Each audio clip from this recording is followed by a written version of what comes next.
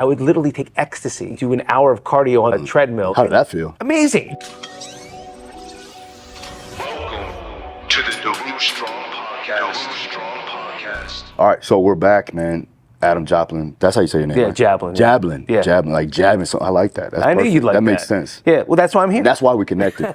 Man, this guy gave me the biggest and tightest hug that I've ever had from a guest and from just a stranger. Now we are connected. We're brothers, my man. Well, I felt it. I felt it. appreciate I that, came man. into your home, you know, and I was like, I'm with my people. I loved it. I felt like I was with my people. For sure. The energy is definitely there, and I love that. So let's get into it. I wanna, you know, my audience is primarily coaches, fighters. Great. They have that understanding, right? That strive for greatness understanding and that fight mentality.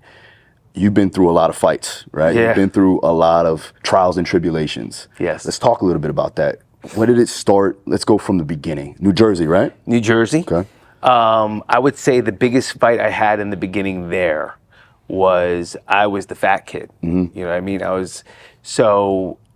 was the idea that you just never felt confident every day. You always being teased, always being made fun of. Not in a bad way. I mean, I wasn't picked on, you know, when I was growing up, it was the 80s.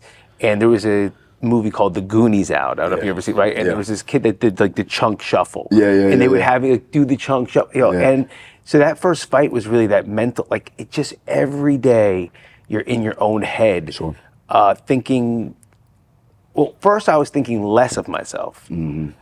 Then the next thought was, I need to be able to be quick with my wit because I don't want to be laughed at. Sure. So how can I make you laugh with me instead of at me? Okay. I think actually that's where a lot of heavy comedians get it from. I think the idea is if I can read you, very true. you know, then I'll know when the joke is coming and let me say the joke first. Yep.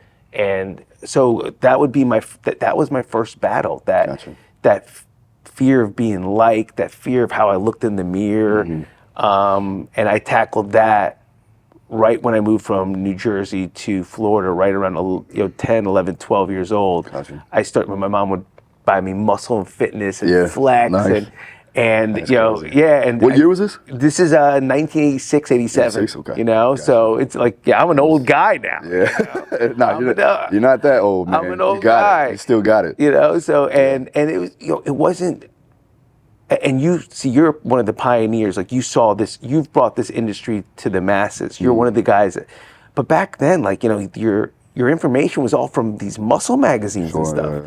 So, you know, I would just try to mimic Sean Ray, Lee Labrada. I loved Lee Labrada, right? Lee Labrada's workouts, Pioneers. Arnold Schwarzenegger's workout. Have you read the Encyclopedia of Bodybuilding? Yeah, you have that? I still have it. Yeah, I still have it. It's like one of my first books. Yeah, it's great. And you know, my mom stopped getting me a 6-piece chicken McNugget, right, with fries and Coke, and we started just doing grilled chicken and an apple. Like I didn't know what I was doing, but in 3 short years, I went from being the fattest kid in the class to the best built kid in the class. Awesome.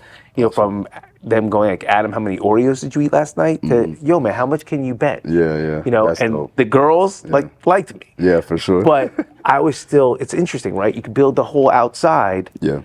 But inside, I was still that kind of insecure, fat kid. Of course. Let me make you laugh with me instead of, you know, at me. So that was my first kind of battle there. Gotcha. What were your training regimens like? What were you doing? It was, it's a great question, man. It was totally against everything that we have found out in the last 15 years. Because it was just so much volume. Gotcha. And so much time in the gym. And trying to pretend that I was Lee Labrada and trying to pretend that I was Sean Ray, trying to pretend that I was Arnold Schwarzenegger and you know, 6 sets and there was really no rhyme or reason other than having a passion for the iron in your hands, wanting to change, being in there way too long, doing way too many sets, but at least it gave you that mind-muscle connection. Sure. And you know, you'd always kind of switch it around. I remember somewhere in the mid-90s, you know, Dorian Yates came out, and then we all started trying. Sets and stuff. We started doing that like 2 warm-up max, then a max set. When I was growing up, it was very, very common to do body parts 2 to 3 times a week. You know, then it was like you do I remember watching the split go, chest, arms. Yeah, the bro split. The bro split, exactly, The bro split. Yeah. exactly. Well, now, I mean, more frequency, the better. So you were on the right path. I am. And they see that now through research is like, you want to have more frequency of training. That's going to give you more results in a quicker amount of time. Yeah. So you were killing it. How old were you then? So let's say I'm like 15, 16 at that time. I did my first bodybuilding show at 16. At 16 years old. I think this is a really weird, prideful thing I can say. Yeah. So I'm all natural still to this day. Nice. However, it's really so. Can I swear on the show? Yeah. Go it's so fucked up how my mind went. Right. I've done every drug. Yeah. Known to me, right? So I was the fat kid. So when I would get shredded, I would literally take ecstasy and go on. Back in the day, like we would train, put ephedrine in, and then I would take ecstasy and do an hour of cardio on the treadmill. You know what I mean? On like. How did that feel? Amazing. You put the music on, you're sweating, you're feeling good. What was the thought process behind that though? Like just doing the ecstasy. I loved the appetite suppressant. I loved being happy. Gotcha. Do you know what I mean? It's really weird how my brain worked, right? Gotcha. Like it shows you the mind of an addict. Like recreational drugs, I had no problem with. Performance enhancing, that would be cheating. Yeah. Now, meanwhile, looking back, if I really looked at it, performance enhancing would have been much better for my body. And the LSD and the mushrooms and the cocaine and that wasn't so good. But the mind of an addict. But my first competition was at 16, and I loved that show predominantly because it was the first time that I really learned the discipline it takes. Sure. When I was listening to you tell me a little bit of your story, the one thing about the fight game, people in body, but anything that people are really passionate about, when you learn that discipline and that dedication to be single focused, it's interesting how you can apply it to so many different areas. Yeah, it's a game changer. It's a game changer. So that was my real lesson of never missing a meal, always making sure I had my water, all that stuff. So your focus is there, your dedication is there. Like, what made you get into deep drug use? Yeah, right. It's a great question. So when I had the body, right, the dedication and discipline are there. One, I should just say flat out, I love the effect produced by getting it, right? I loved being high. I loved being a little wasted. Why though? So there was that insecure kid in me that was constantly worried or anxious about what you're thinking, what's going on. Okay. Like I didn't have the confidence. I didn't have the real courage yet. But when I drank, that anxiety, that voice that would always tell me these things that were bad about myself went away. And Superman came. So for me, when I drank or I did a drug, that anxiety and that voice would go away, and now the insides would match my outsides. Now it's like, the party's here. You want to know where became Superman. I became Superman. It was just that insecurity, that fear. I would always feel like if we were hanging out, I would always feel like you knew what was going on. You had a direction. I felt lost. When I drank or when I took something, I felt like, oh, no, like one of the guys. So it drowned out all those insecurities and allowed you to be who you thought you wanted to be. Right? And look, in the beginning, it may have even been the catalyst for when I was able to calm down those anxieties, which is why I liked it so much. Maybe even be who I really am, because I'm really not that anxious person too. But that anxiety just took over, and that feeling of confidence, of security, of really feeling like I knew who I was. I wanted more. And I wanted more, and I wanted more, and I wanted more. Wow. Plus, there was also, look, I made a decision. I want to make sure I say this properly. I made a decision to drink it because I loved the effect. But it was a little bit of the culture too. I kid you not. Between music, what was going on. I mean, I went to Arizona State University because it was the #1 party school. It wasn't like I was like some lunatic. I mean, you seeked that out too. I seeked it out, and it was easy to find. It was easy to find. I was the first kid, Spanish River High School. I was the first kid in high school to have a fake driver's license. Right, and that was like, the golden ticket. Yeah. You know, and we would drive back in the day, 441 was like the boonies. It really was back in the day. Oh, wow. And we would go to this gas station, they would, let me buy whatever with this terrible Delaware. But there was something about being able to be the guy that could get the alcohol, that had the alcohol. Yeah, you were the man. Yeah, just high school bullshit. Yeah. You know, but it's interesting, it just kept going. It kept going. When did you start to realize that it was a problem? That's a great question. I remember, alcoholism and addiction is a tricky, subtle foe, right? The way I would explain it is, it's like a train, right, that you hear far away, right? You and I, we hear it far away, and you hear the whistle, and you're like, man, I got tons of time. You know what I mean? I can play on the tracks all day here. Like, I got tons of time. And then before you know it, it gets a little closer. When it gets a little closer, what that really looks like is your girlfriend goes, do you know how you behaved last night? Like, do you know what you said last night? And you don't remember. And then the train gets a little closer and you hear it, but you still think you have tons of time. And then it's your boy like calling you in the morning, being like, you all right, man? Like you were pretty wasted last night. Like you're not remembering. Right? And then the train gets a little closer and that's the red and blue lights behind you for a DUI. You know what I mean? And then the train gets, before you know it, you thought you had a ton of time. The train hits. You're a full alcoholic and addict. And you thought you had plenty of time to make a decision here, to make a decision there. You see these little subtle cues. I can't tell you which one it was. But bro, when I add them up, you just saw it. You just saw it. So that was primarily your drug of choice, alcohol? Right? Alcohol was definitely my drug of choice, but I played with everything. You know what I mean? I played with everything. Alcohol just, it was always there. It was always in the mix. It was socially accepted. But I mean, bro, I also got into the day, it was like between Xanax, Ambien asleep, Oxycontin, Roxy's, Percocets, Darvocets, Xanax to calm down. You name it, I was trying it. Okay. So you was doing uppers and the lowers. Uppers, downers, laughers, screamers, you name it. Like I was so uncomfortable in my own skin, bro. So now it's a problem, right? So I'm going down. Now it's a problem. Now it's a problem. What are you doing now? Like, are you like, I'll do it myself? Or are you trying to check in? Absolutely. No, I don't even know what recovery is.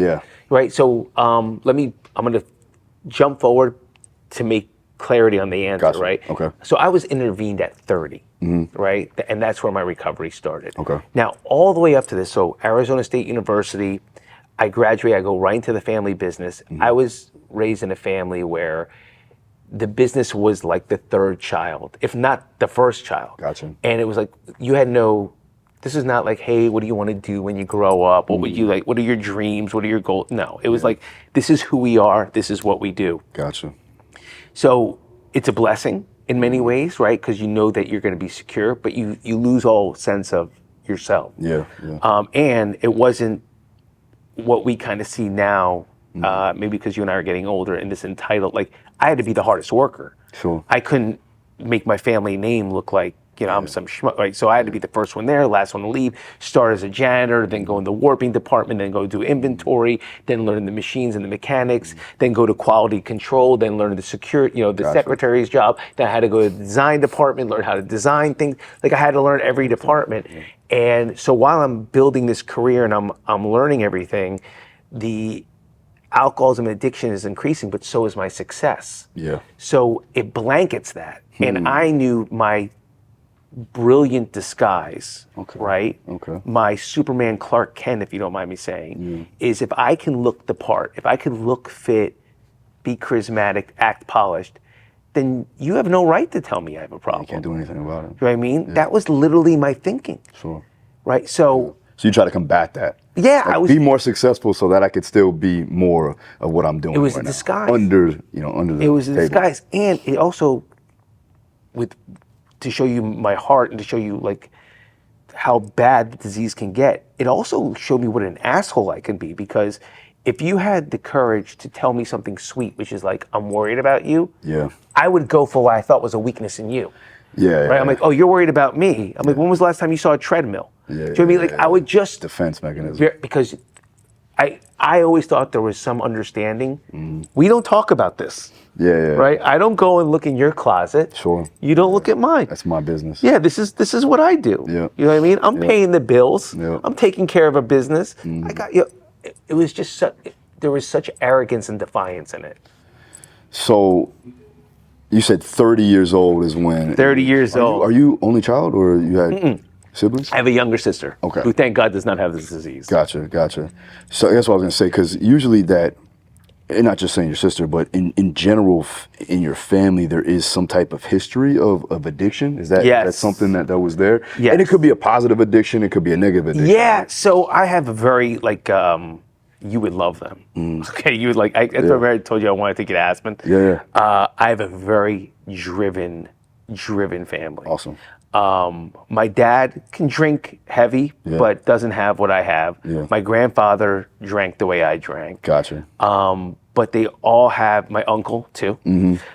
So we all have this heavy drinking gene. I'm the one that took it all the way to the red. Yeah. But they're also very, very driven, single focused. Gotcha. And these are the guys that were not just my heroes, but I was competing with because I couldn't let the family name down. Yeah. So, my grandfather, the way I'd like to speak about, thank God this is like an athlete show, because they'll understand, my grandfather was literally Joe Montana of the industry that we were in. Then my dad came in, he was Tom Brady. And I was like, I don't know. Makes perfect sense. Yeah, I don't know how I'm going to live up to these guys. Yeah, it's tough. But in my recovery, what I found out was, and bro, this I love to share. In my recovery, when I got clean and sober, what I found out was, not only can I not be Joe Montana or Tom Brady, I'm not even in this sport nor a quarterback. When I ran the company finally, I was like Phil Jackson. Gotcha. Right? I knew how to lead. I knew how to bring a team together. Okay. I knew different strengths. sport. Yeah. Different position. I'm a Skills, coach, not a right? Yeah. So I knew how to really lead and let things flow. Once I got but when you don't even know what you are, Gotcha. Yeah. and you think you're supposed to be the next quarterback, and you're trying to fit a circle into a square peg, it's torture. Yep. When did you realize this? I would say right after. So this you'll love. I attacked my sobriety the way I hear you talk about you training your athletes in your own past career. Gotcha. There was no room for, I went to meetings every day. I would help people every day. You know what I mean? I would read literature. I would pray 3 times a day. Like I was obsessed with getting well. Gotcha. And like anything, like what we do, you get the rewards. Yeah. And it started organizing my brain in a way that I could think really, really on a healthier level, on a higher level, like a more spiritual level. Sure. So what happened was it started coming out of me naturally. And then probably my second year in recovery, I started realizing, oh, this is a gift. It started to understand, because at that time I was just getting sober. Yeah. You know what I mean? My focus was primarily on me and my wellness to not hurt anyone anymore. Yeah. Then I started realizing, oh, other people are feeding off of this. And that's a good thing. And so the more I continued, the more things just started to, it was almost like there was a whirlwind of energy around me, and it just started to mold that way. It wasn't an intentional thought. It's just organizing. It organized itself. Yeah. So the more I focused on my recovery, the more, it's like, so if you and I decide we're just, for the next month and a half or 2 months together, we were just going to focus on the weights, but we just, probably 30 days from now, our friends would be like, man, you guys got big. We probably wouldn't be very aware of it. Yes. Because it was kind of like that. You're in it. You're in it. Yeah. You're in it. Yeah, that's an interesting fact, and I like how you segue that in, because most people, and even with the clients that I've had, and it's very hard to identify your progressions when you're focused in on the actual process. Yeah. Right? And you're enjoying the process. The good thing is that you are enjoying the process. So it's not a big deal for you to just keep going. Yeah. And that's what people have to realize, is stop looking at the end result and start like adopting and appreciating the process. Yeah. And then people are going to see. And that's what happened. That's exactly what Right? happened, bro. So at 30 years old, it was like enough's enough, right? Yeah, so how deep do you want me to get into Let's do it. Okay, Yeah, so deep. I'll look, I went into rehab with a Okay. little bit of denial. Gotcha. That's the truth. I didn't think I was, that bad. I just, the mind is a tricky thing. Now, to this day, the Hanley Center on 45th Street, maybe one day I'll take you there, by the way. Yeah. Because there's some great introductions Okay. for you guys. Yeah, it'd be perfect. They still have my blood work there because I had the highest toxicity level in my blood that they've ever seen. And I thought I was fine. Wow. And the reason was my body, like if you just take heroin, all right, you just shoot heroin. Yeah. Your body's breaking, your kidneys, your liver, your pancreas is breaking down heroin. Yeah. Right? If you're just a drinker, I was mixing everything. Yeah. Right? So I had alcohol, Percocet, Oxycontin, Darvocet, Ambien, Xanax.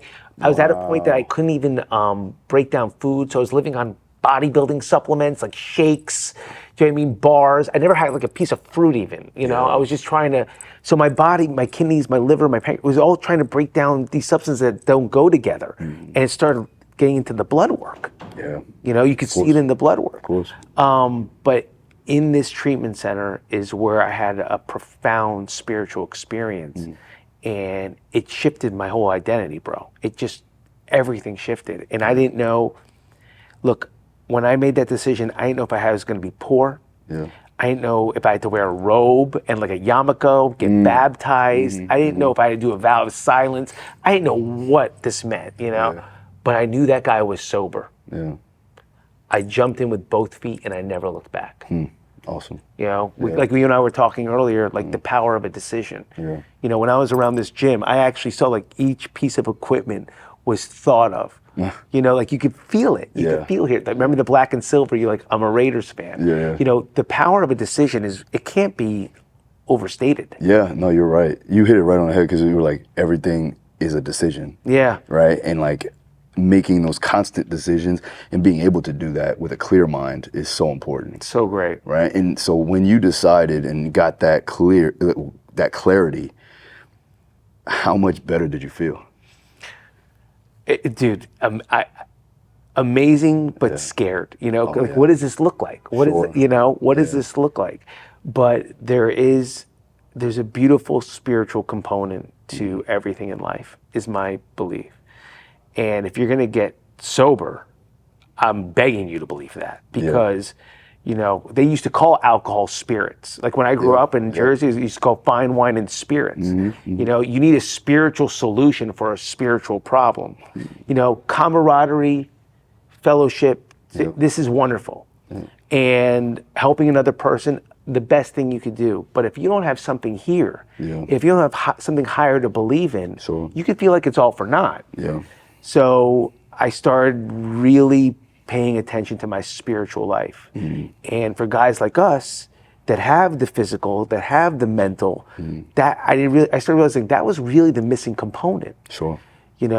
We understand the physical body. We understand emotions go like this, and especially in the fight game. Yeah. You guys understand emotions better than anybody. Yeah. But that spiritual component, that's what was missing. And when you have that, unstoppable. Explain the spiritual component. Explain it a little bit more in detail. I'm comfortable with the word God, the name God. But we can talk, I can use it, use God as well. So I'll try to break it down of what that word, what this power means to me, how I think and how I behave and how I try to live my life.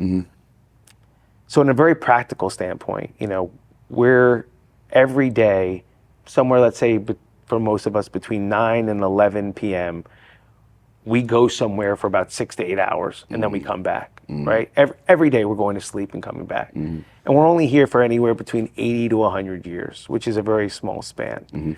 So when I start realizing like there's a much bigger game at play here, and when I pay attention to this source, when I pay attention to this energy, when I pay attention to these values and these virtues that are in the Bible, in the Torah, in any spirit, how much better my life got. It became like I became addicted almost to that, and the God for me, I can't, for anyone I think that even has the audacity to pretend like they can explain God, Yeah. Wow, you know what I mean? Good for, but I think Christ was a symbol, like he's God man, right? Trying to show it. But this relationship, bro, you're never alone. You feel a security and a love and a confidence and a forgiveness that is very difficult to describe. Absolutely. Very difficult to describe. It's an energy. You said you could feel it in me. It's an energy source. It's not my energy. You know what I mean? I'm not. This is not Adam's energy. It's an energy source that can be tapped into at any time, especially when you pay attention to it. Yeah. You've probably done it many times in the middle of a fight or something in the middle of training. You tap in, but it's holy and it's the source of life itself. It's a life force. So I like looking at it I could look at it in religious eyes. I could look at it very spiritual eyes. I could look at it as an energetic, like the way we like to talk. Yeah. But no matter how you look at it, it's there. Yeah. Science is proving the idea of this, whatever you want to, I call it God. But love is more powerful than hate. Forgiveness is much more powerful than condemnation. Yeah. Trust is more powerful than judgment. But we're human. Yeah. And it's hard sometimes trust me, I could judge as quick as the next guy. Sure. You know what I mean? But does it feel good when you It judge? doesn't feel good, Right? but I can do it like that. Yeah. Isn't that funny? Yeah. You know what I mean? You get more out of being positive than you do being negative. Yeah.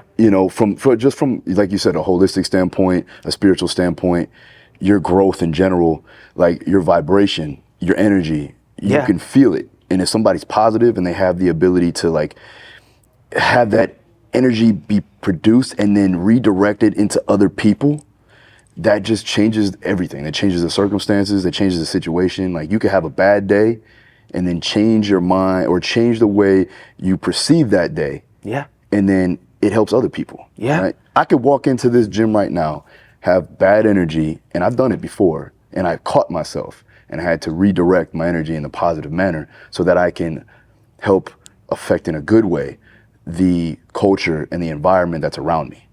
Well, dude, also for you, right? With great power comes great responsibility. Like you're the head of it. Yep. This is a reflection. This is an extension of you. Sure. So we're human. Yep.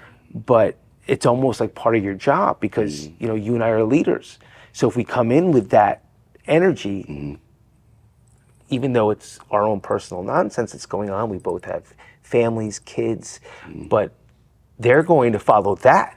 You know what I mean? Like we've asked to be put in this position of leadership, and now our responsibility is to harness that energy. Yep, setting the example. Yeah. Right. Yeah, lead by example. Exactly. And we're not going to be perfect. No. Right? That's why I said, like, I'm the first one, I'm saying all this stuff, but I'm very human. Yeah. You know what I mean? So I have to work on myself every day. Obviously you love to learn, right?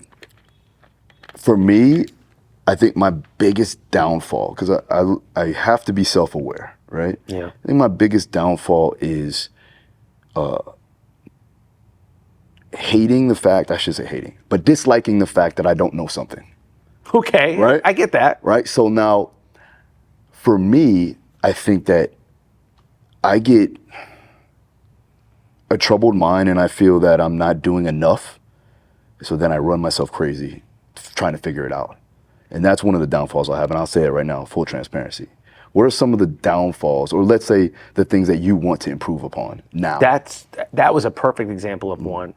Another one, and I think it's all that in different packages, right? There are a couple of bullshit stories that I'll tell myself. If I'm in an uncertain situation, I will run myself ragged to get the information. So I love certainty. I love knowing everything is right. Another BS story that there's not enough time, right? There's plenty of time, but I'm putting myself in a rush, and now everyone's going to feel rushed around me. Sure. Another one, which is, it's really healthy to admit. It's really healthy to admit is that damn social media. I could have helped so many people. I could have a great day. You know what I mean? And yet, if I just get that one image that I feel like all of a sudden, like, I'm a competitive person. Yeah. It's hard to shut down. Sure. To realize that helping people is not a competitive game, but like you see this person doing this, not the Lamborghini, but you just see, oh, this guy was on that stage, and right? Yeah. And your mind goes, well, I could have been on that stage, right? Yeah. So like now I'm competing and first off, I don't even know when that was really taken, and second of all, like good for that good for her, good for him. Yeah. Rather than like me. Why right? not me? Yeah. So it's a tricky one because I don't see it coming. Yeah. Right. I just went on Instagram to look right, and subconsciously you're like, why am not me? You know. Right. Yeah. It's perfect. Right. So me. I. Right. Yeah. So that's one. And one that I would tell you that I would really like to master, because I can't tell you I have, is there's this old kid in me, there's a little kid in me, right? And this old thought, like sometimes I would believe that if I worried about something, the answer would come. And it's never happened, and yet there's some weird belief in me, right? So if we owned the whole place and somebody wasn't paying their rent, rather than realizing like, okay, we'll get the rent, it's gonna happen. Like I'll just be like, all right, he hasn't paid the rent. You know what I mean? Do I send a notice? Should I do this? Is there somebody I can call? Is there a bank? Like a constant. Where sometimes just like letting go is the answer. That almost sometimes is the answer for a lot of things. Yeah. Because I've had many situations where it constantly bugged the shit out of me, man. And then I let it kind of play out, and it took care of itself, especially the small things. Yeah. The small things, I'm probably gonna totally like bastardize this whole story, but I'll say it anyways. Yeah. So, Napoleon Bonaparte, right? You got, Napoleon. He had a thing where if he would stay in his office, and then if one of his generals came, or higher up came, captain, whatever, sergeant, would come to him with a problem, he would say, well, how big's the problem? If the problem was big enough to where it needed direct response, he would go ahead and do it, right? But if there was a small problem, he would wait. He would let it ride. And for the most part, if it was that big, then it would actually come to him. And so he would have to directly take care of it. If it was small enough to where it didn't even reach him, he would let it take care of itself. Now, that didn't work all the time for him, obviously. Right. But I feel that because I've done that, and letting it kind of manifest and take care of itself in a way that where I don't have to always worry about these small problems and obviously handle the big stuff, it'll obviously take care of itself, or at least hopefully take care of itself in the long run. I love that, bro. I love that. And I think if you looked at our lives, you would see that we actually do that. Yeah. But when you say what I would love to like confess is that doing that, it's this that I need to shut up. Sure. Right? So my actions at least are healthy. Mm-hmm. I am letting go. Mm-hmm. But in the process of letting go, if you could hear what was going on in here and the torture to let it go. Yeah. Right? So I think, and that's a good thing for us to discuss, because a lot of times, I would like to get to the point where my internal matches my external. I'm at a point where my external is healthy. Yeah. Right? I'm like you, I let go. Mm-hmm. But it's this, it's just, So, and I'm getting way better. Yeah. I'm getting way better. That's what I also loved about Coach Phil Jackson, right? Mm-hmm. That Napoleon thing, like where most coaches would call a timeout, he would let them play it out. Yeah. He would let them get the momentum back. He's like, I don't need to stop them. Yeah. Like, okay, so we're down by 6. Still, you know what I mean? I got MJ out there, I got Scott like there, and if it did get too bad, like you just said, Napoleon, he'd call a timeout finally. He's like, okay, now we're down by 12. Yeah. It's big enough that we can it's big enough that I'll call it, right? Yeah. But the same philosophy. Mm-hmm. So now with that, let's talk about this real quick, because I know that you've been through it, and this is something that you triumphed over. If somebody is struggling with addiction, what are some of the key things that they can do right now by themselves, and then obviously down the line that they can do to get better? Okay, thank you. That's a great question. First off is, it's really difficult to get honest. It's really difficult to get honest. Our brains are designed, it's not even their fault, are designed to protect us, to make us think it's not that bad, or to keep us safe, right? So denial is a motherfucker. Yeah. So the first thing I would do is actually write down what you're taking so you can look at it. So you can realize, okay, I'm not crazy. This is a problem. Sure. Right? And then start taking, don't try to cut the head off the snake. Addiction's way too big. Right? Alcoholism is way too big. So depending, like if it's really, really bad, hopefully you have somebody that you could trust. And if you want to, obviously there's rehab centers, there's detoxes. I'm not talking about them. I'm talking about somebody that's starting to get into a really bad habit and problem, and it's starting to become an issue. Yep. Things that you would teach your clients are very similar. First, move a muscle, change a thought. Go for, when you want to take that substance, just go for a 10, 20-minute walk. I like it. Just move the body. Super, super hydrate. I can't overstress this. Even if you don't believe, even if what I'm saying sounds like such quacky nonsense, to please ask something outside of yourself for help. It could be in the form of a prayer. But ask something that you don't understand. Like, you don't understand electricity, you use it every day. Sure. There's a lot of things that I'm sure everybody has an iPhone. Like, tell me how that works. How is it that we're talking and I'm texting my wife at the same time? How is it that we can do FaceTime? Like, explain all this to me. So just realize that there are things that we don't understand that are out of your control that you can use.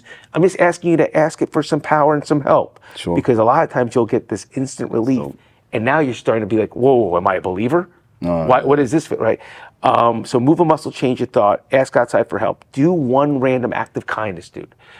It could be the silliest thing. It could be allowing somebody to, like, you're in a rush, but allowing somebody ahead of you. It could be taking the shopping cart and putting it back. It'd be complimenting somebody as you pay for something at Publix. I don't care, but you're going to feel like an energy exchange because you're doing something, nice for somebody. Watch or read. We just live in a day and age that I know they're probably gonna go to YouTube Or first. listen. Yeah. So audible book, but something positive. Sure. You know what I mean? And something positive that you like, right? So if they're a fighter, watch somebody that motivates you and inspires you in the fight game. Do you know what I mean? Or a Michael Jordan clip, or Dr. Jordan Peterson. But someone that's gonna make you feel like an outside resource, an outside reference to lift your spirits. The other thing is, share, if you have enough confidence and courage, share it with one person that you can trust, that's not going to go babble and yap to everybody else. And it's not going to make this a big problem. Just one person that you could actually say, I just need you to listen. Gotcha. Right? And dude, there's something about when you and I share something, it cuts it in half. Now both of us are holding it. And if you have that one person that feel like, hey bro, listen, this is between us. It stays between us. But I got you. I'm going to check on you. You start feeling supported. Sure. Yeah. Just help. And it's hard to find that one person. I get it, because everyone's going to want to put their cape on and run to your aid or make something bigger than it has to be. And I get that. So you got to find that one person that has your energy, that solid, trusting energy, something and go, listen, I'm a little scared. Gotcha. I've been abusing this and this and this. You put those things together, you have a great start to heal. Yeah, I like it. Move a muscle, change a thought. Ask a higher power for some help. Share. Share what's going on. There's so many different listening to outside resource, YouTube, something uplifting, These are all special forms of doing a random act of kindness for somebody. These are all forms of healing. They're all forms of, believe it or not, a meditation. They center you. It's your own self-rehab in a sense, right? It's positive. And it's reinforcement of that positivity. Absolutely. Every day. So how, like every day, or is this something? Every day, as often as you like. Gotcha. I'm way more about a consistency than I am about like quick Band-Aids or, so even with my clients, a lot of them have never really started a meditation practice. They've meditated. Most people have tried, at this stage. But a lot of my guys, what I care about, we start with 1 minute of inhaling and exhaling every day, right? For 1 week straight. And I make sure they do it then we add 2 minutes on week 2. But then week 3, we go up to 5 minutes. When we're done, and we experiment. Maybe sometimes it's guided meditation, maybe sometimes it's music, maybe sometimes it's just going out and listening to what's behind you, what's in front of you, trying to pick up certain senses. Yeah. But when we're done training together, when we're done, they have a 20-minute meditation practice that's theirs, that they enjoy doing. Yeah. You know, that's the trick with meditation. You got to find something that works for you. Yeah.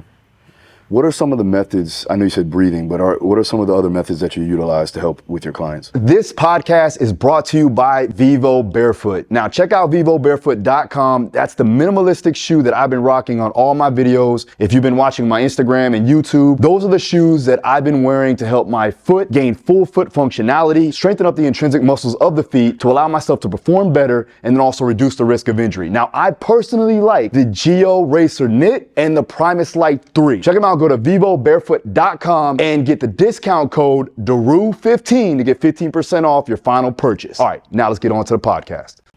So we started meditation practice. I call it a streak. We start a streak. Okay.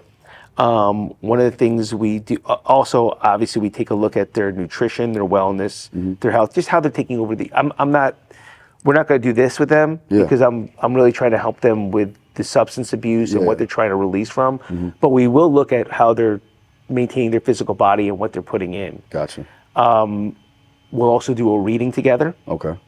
We will start every day and end every day with a prayer. Now, when they're my client, I'm sending it to them. Yeah. You know, and I'm checking in a lot. Gotcha. We also do a really thorough inventory or a house cleaning, where we take a look at. What's that? So. That's interesting. Yeah. So, like in any business, right? You and I, if I were partners in the gym, we would take a look at our inventory and we would take a look at what's selling, what's not selling, what we should move, what we should keep, what's doing well. You probably do it automatically with your own physique and your own body. You know, okay, I did this. We did squats the other day, but I'm by fight, right? So you're doing an inventory. Well, I need to do that with their spirit and their soul. So we're going to take a look at, we write everybody down, everyone that's important, you know, and it's just between them and me and them. So there's already a trust now. And have we lied? Have we hurt them? Did they say something that's pissing us off?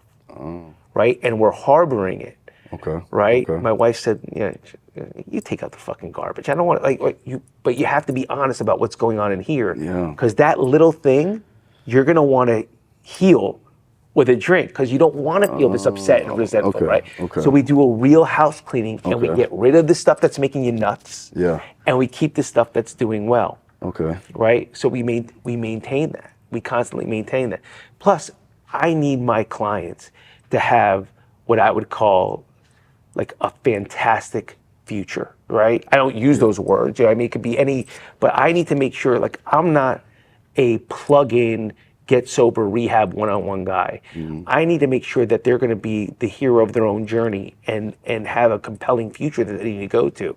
So as we're doing all these things, we're also putting down goals of where they want to go, what they want to do, what they want to accomplish, and what this is going to look like. And we're taking these little steps, little steps. But dude, you know better than anyone. One little step after another. Yeah, you laying the bricks. Oh my God, man. So now, what happens right around week 3 and week 4, not only are they feeling better, they have someplace they're going. Yeah, they have a vision. I need them to stop looking in the rearview mirror so much. Sure, yeah. You know what I mean? This is gonna make you thirsty. This is gonna make you wanna take a pill. You know, this is where we're going, right? So practical stuff, like keep your eye on the ball. Yeah. But this thing is so damn tricky. And that's where a coach comes in, right? My job is to really keep them I need to keep them focused on the goal. And the goal is not necessarily just sobriety and recovery. The goal is to have a life that they're happy, joyous, and free, and that their well-being comes out of them. I need to reignite that spark in them, that fire in them. You know what I mean? Because when that spark is lit, alcohol and drugs are not even the worry anymore. It's what are we going to do with that passion? You know, and if you don't do anything with the passion, it's too much energy. You're going to want to put it down again. So we have to, and when you put it all together, it's like getting them ready for fight day. Yeah. You know, then the fight happens, then life happens.